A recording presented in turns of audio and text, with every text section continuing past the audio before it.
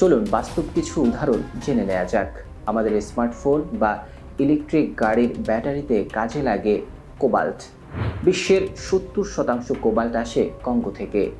সেখানে হাজার হাজার ছোট্ট ছোট্ট শিশু খালি হাতে বিষাক্ত খনিতে কাজ করছে কেবল দুবেলা ভাতের জন্য, যা থেকে তাদের কোনো প্রকারের নিস্তার নেই।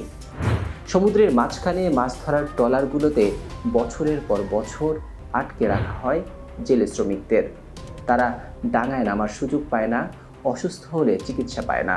আপনার কেনা সস্তা সামুদ্রিক খাবার বা ক্যানজাত মাছের দাম আসলে দিতে হচ্ছে তাদের জীবন দিয়ে। আবার সস্তায় নতুন নতুন ডিজাইনের কাপড় পরা এই যে ফাস্ট ফ্যাশন সংস্কৃতি, এর পেছনে রয়েছে এশিয়ার বিভিন্ন দেশের গার্মেন্টস ফ্যাক্টরির অমানবিক পরিশ্রম। বড় বড় ব্র্যান্ডের চাকচিক্যের আড়ালে এই শ্রমিকরা দিন রাত কাজ করছে নামমাত্র মজুরিতে।